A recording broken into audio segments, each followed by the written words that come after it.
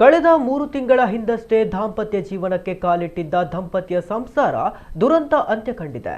ಮದುವೆಗೂ ಮುನ್ನ ಪತ್ನಿಗೆ ಇದ್ದ ಪ್ರೀತಿಯ ಸಂಬಂಧ ಮದುವೆಯಾದ ಬಳಿಕವೂ ಮುಂದುವರಿದಿದ್ದರಿಂದ ಮನನೊಂದ ಪತಿ ಆತ್ಮಹತ್ಯೆ ಮಾಡಿಕೊಂಡ ಘಟನೆ ದಾವಣಗೆರೆಯಲ್ಲಿ ನಡೆದಿದೆ.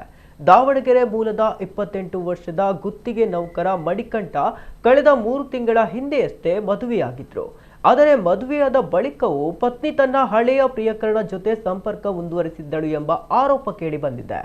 ಈ ಬಗ್ಗೆ ಎಷ್ಟೇ ತಿಳುವಳಿಕೆ ಹೇಳಿದ್ರೂ ಕೂಡ ಯಾವುದೇ ಬದಲಾವಣೆ ಆಗಲಿಲ್ಲ ಎನ್ನಲಾಗಿದೆ. ಇದರಿಂದ ಮನನೊಂದ ಮಣಿಕಂಠ ಡೆತ್ ನೋಟ್ ಬರೆದಿಟ್ಟು ನಾಲೆಗೆ ಹಾರಿ ಆತ್ಮಹತ್ಯೆ ಮಾಡಿಕೊಂಡಿದ್ದಾರೆ. ಇನ್ನು ಡೆತ್ ನೋಟ್ನಲ್ಲಿ ನನ್ನ ಪತ್ನಿ ಹಾಗೂ ಆಕೆಯ ಪ್ರಿಯಕರನಿಂದ ಸಾಕಷ್ಟು ನೊಂದಿದ್ದೇನೆ. ನನಗೆ ಆಗಿರುವ ಮೋಸದಿಂದ ಈ ನಿರ್ಧಾರಕ್ಕೆ ಬಂದಿದ್ದೇನೆ. ನನ್ನ ಸಾವಿಗೆ ನಾನೇ ಕಾರಣ, ಬೇರೆ ಯಾರು ಅಲ್ಲ ಎಂದು ಬರೆದಿರುವುದಾಗಿ ತಿಳಿದು ಬಂದಿದೆ. ಮಣಿಕಂಠ ಅವರ ಕುಟುಂಬಸ್ಥರು ಪತ್ನಿ ಹಾಗೂ ಆಕೆಯ ಪ್ರಿಯಕರನ ವಿರುದ್ಧ ಪೊಲೀಸ್ ಠಾಣೆಗೆ ದೂರು ನೀಡಿದ್ದಾರೆ. ಈ ಕುರಿತು ಪ್ರಕರಣ ದಾಖಲಾಗಿದ್ದು ಪೊಲೀಸರು ತನಿಖೆ ನಡೆಸ್ತಾ ಇದ್ದಾರೆ.